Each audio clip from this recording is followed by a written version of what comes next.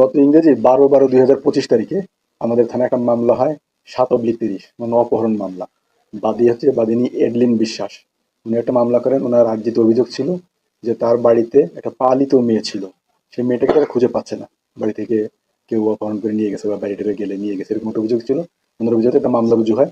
মামলা রুজু হলে আমরা তাৎক্ষণিক তদন্ত কার্যক্রম শুরু করি এবং ভিকটিমটাকে উদ্ধারের চেষ্টা করি, যেহেতু উনি বলছিলেন পালক মেয়ে, তার বাবা মাকে খুঁজে পাওয়া যাচ্ছিল না।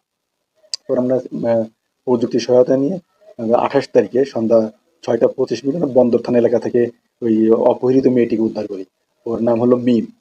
মিমকে জিজ্ঞাসাবাদের এক পর্যায়ে আমরা জানতে পারি যে মিম ওই বাসায় পালিত হিসেবে ছিল, কিন্তু সে সব ধরনের কাজ তাকে দিয়ে করানো হতো।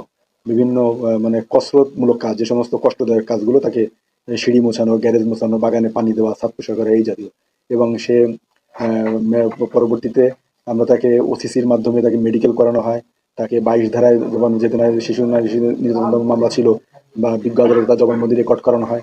বিজ্ঞ আদালত জবানবন্দিতে সে উল্লেখ করছে যে তাকে বিভিন্ন সময় শারীরিক ও মানসিকভাবে নির্যাতন করা হয়েছে এবং তার গায়ে আঘাতের চিহ্ন পরিলক্ষিত হয়।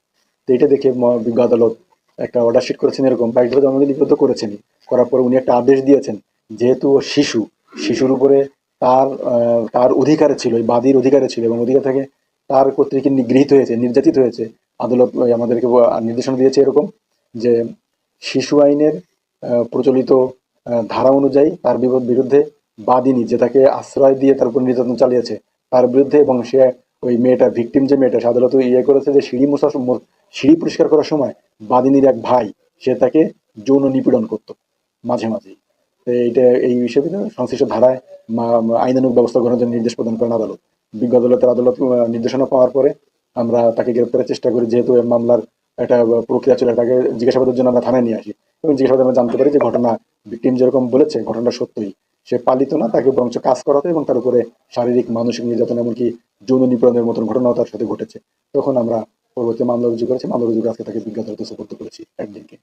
আর পলাতক একজন আসামি আছে, একদিনের ভাই, যে যৌন নিপীড়নের সঙ্গে জড়িত ছিল, তাকে এখন আমরা অ্যারেস্ট